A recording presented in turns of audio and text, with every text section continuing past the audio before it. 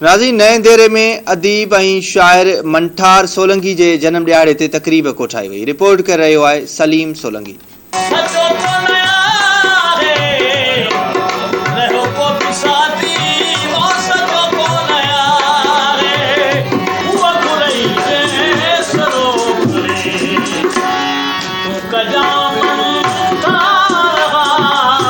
मंठार सोलंकी जे 55वें जन्म ॾींहं ते कोठायल तक़रीब में मंठार सोलंकी खे नओं दर्जे अदबी गुलिस्तान जो माली, क़ौमी काज़ ऐं हर समाजी मामले में यगानो, सिंधी अदब अदीबन ऐं सिंधी अदबी संगत लाइ वॾियूं ख़िदमतूं सर अंजाम ॾींदड़ वॾो मुतहरिक किरदार ऐं पंहिंजो पाण में हिकु इदारो करार ॾिनो वियो। सिंध जे नाले वारे अॾे बेबाक शाइर अदीब ऐं सिंधी अदबी संगत जे अॻूणे मरकज़ी जॉइंट सेक्रेटरी मंठार सोलंकीअ जो 55वां जन्म ॾियारो मंठार सोलंकी यादगार अकेडमी पारां मंज़िलगाह ते मल्हायो वियो, जंहिंमें शरीक सिंध जे नामियारे बरख शाइर अब्दुल गफ़ार तबसुम ऐं माड़ी तारीख़ जे कन्वीनर हुसैन बख्श नारेजो, सिगा जे मरकज़ी अॻवान अब्दुल लतीफ़ काटियो, शाइर अदीब प्रोफेसर गुलाम हुसैन कटबर, सैयद सिकंदर अली राजदी, डॉक्टर खलीलुल्लाह शेख, सिंधी अदबी संगत नओं दर्जे सेक्रेटरी बेताब सोलंकी, मंठार सोलंकी अकेडमी जे चेयरमैन काशिम मंठार सोलंकी, सदर अब्दुल लतीफ़ सोलंकी, सहाफ़ी रहमत भुट्टो, गुलाम अली सोलंकी, अब्दुल रशीद अबड़ो, सलीम सोलंकी ऐं ॿियनि पारां जनम ॾींहं ते सालगिरह जो केक जूनियर मंठार सोलंकी जे हथनि सां कटाए मंठार सोलंकी जे इल्मी अदबी अदीबन ऐं सिंध लाइ कयल बेलोस ख़िदमतनि ते ज़बरदस्त भेटा पेश कई वई आहे।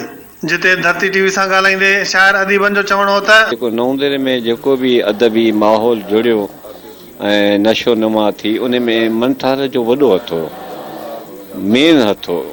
त उहो पाण ॾींहुं राति कोई फंक्शन हूंदो हो मौसीक़ी जो अदब जो जेको बि, ऐं इहे ॿई हुन जा मेन जेके मिज़ाज हुआ, उन सां गॾु गॾु समाजी ऐं क़ौमी ख़िदमत में बि हू पोइते न हो।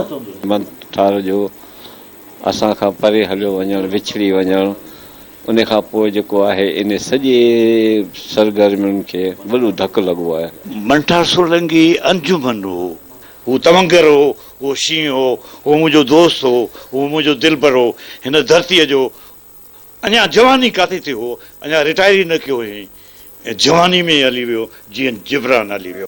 मंठार नंढे हूंदे खां वठी अदबी फील्ड सां वाबस्ता हो। हुन उहे इर्तिक़ाई मरहला जेको आहे हुनजे इल्म अदब ऐं हुनजे किरदार जेको आहे इर्तिक़ाई मरहला तय कया। मंठार वारनि सिंधी अदबी संगत मरकज़ सां नए दरे शाख जी एफिलिएशन कराई।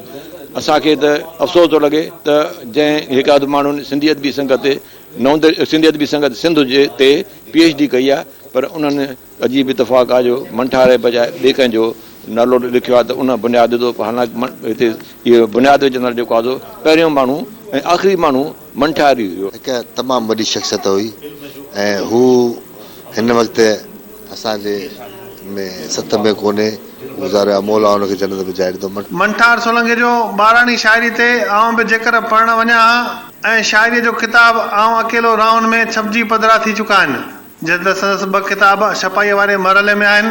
मंठार सोलंकी जे 55वें जन्म ॾींहं ते कोठायल नंढड़ी तक़रीब में सिंध जे सुरीले रागी गुलाम कादिर शेख पारां मंठार सोलंकीअ जा गीत ऐं गज़ल पेश करे वाह वाह कराए छॾी।